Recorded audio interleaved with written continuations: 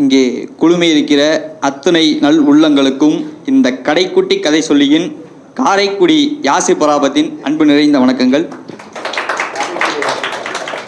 கதை சொல்லி அப்படின்னாலே இன்னைக்கு இருக்க தலைமுறையினரில் பல பேருக்கு யாருன்னே தெரியாமல் போயிடுச்சு. கதை சொல்லிகள் யார்? நம் வீடுகளில் நம்ம தாத்தா பாட்டிகளாக இருந்து உறவுகளாக இருந்து கதைகளின் வழியாக அறம் சொல்லி நெறிமுறையான வாழ்க்கையை வாழ சொல்லி தந்தவர்கள் கதை சொல்லிகள். இன்னைக்கு அந்த கதை சொல்லிகளை எல்லாம் அனாதை இல்லங்களிலும் முதியோர் இல்லங்களிலும் சேர்த்துவிட்டு இன்று ஒரு அறமில்லா வாழ்க்கையை வாழ்ந்து கொண்டிருக்கிறோமே. உங்கள் முன்னே ஒரு கதை சொல்லியின் கதையை சொல்ல உங்கள் முன்னே வந்திருக்கிறேன். இது ஒரு கதை சொல்லியின் கதை. அது ஒரு நண்பகல் நேரம். மத்திய சிறைச்சாலை வழியே கதவுகள் திறக்க உள்ளிருந்து வந்தாள் பெண்ணொருத்தி. அவள்தான் சின்னத்தாய். வெளியே வந்த சின்னத்தாய்க்கு ஒரே ஆச்சரியம். மேளதாளங்களும் கொட்டு முரசுகளும் மாலைகளும் ஆரவாரங்களும் காத்திருந்தது. யாருக்காக இந்த ஆரவாரங்கள் என குழம்பி போயிருந்தவளை சற்று தள்ளி நில் என்று உள்ளிருந்தபடி வெளியே வந்தால் ஊழல் வழக்கில் சிக்கிய அரசியல்வாதி ஒருத்தி. அப்போதுதான் அவளுக்கு புரிந்தது, இத்தனையும் நமக்கானதல்ல, இது அந்த அரசியல்வாதிக்கானது என்று. சரியென்று நகர்ந்து தன் பாதையை நோக்கி நடந்து கொண்டிருந்தால் சின்னத்தாய். எங்கு நடந்தால் எதற்கு நடந்தால் என்பதை சிந்திக்கும் முன்னே அவள் கடந்து வந்த பாதையை சற்று நாம் திரும்பி பார்த்து விட்டு வருவோம்.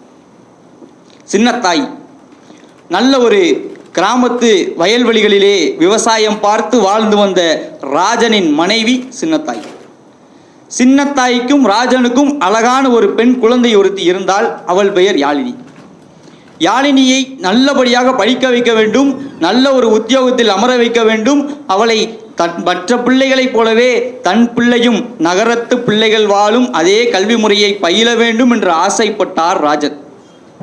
கஷ்டப்பட்டார், பள்ளியில் சேர்த்தார், நல்லபடியாக படிக்க வைத்தார். பாழாய் போன அந்த பெண் பிஞ்சை நாசமாக்கிய சில மது போதைக்கு அடிமையான சிலர் நாசமாக்கிய போது எப்படி மீண்டு வருவதென்று தெரியாமல் அதற்குள்ளேயே முடங்கி போய் தற்கொலைக்கு ஆளானார் ராஜன்.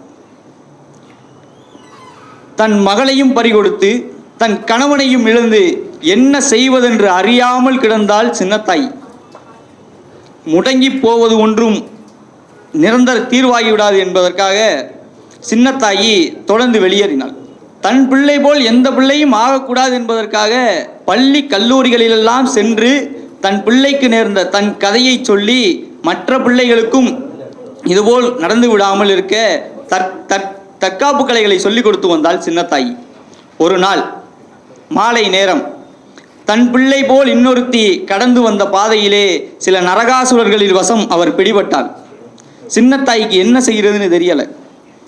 கையில் கிடைச்ச கம்பு எடுத்தா ஒரே அடி அடித்தா பிள்ளையை காப்பாற்றிட்டு போயிட்டா. ராத்திரி வந்து கதவை தட்டினது காவல்துறை தோழர்கள். அழைத்து சென்றார்கள் சின்னத்தாயை. காரணம், அடித்தவன் இறந்து விட்டான். இது கொலையா, தற்காப்புக்காக செய்த தற்கொலையா, தற்காப்பிற்காக செய்யப்பட்ட கொலையா, இது குற்றமா நியாயமா? சிறைப்பட்டால் சின்னத்தாய். விசாரணை வந்தது. தற்காப்பிற்காக செய்த எந்த ஒரு கொலையும் குற்றமாகாது என்ற ஒரு காரணத்திற்காக சின்னத்தாய் விடுவிக்கப்பட்டாள். மீண்டும் தொடர்ந்தால் தன் பயணத்தை. அந்த பயணம்தான் நம் கதையின் துவக்கத்தில் சின்னத்தாயி நடந்த அந்த பாதை. அவளது பாதை எங்கே முடியும் என்று தெரியாது.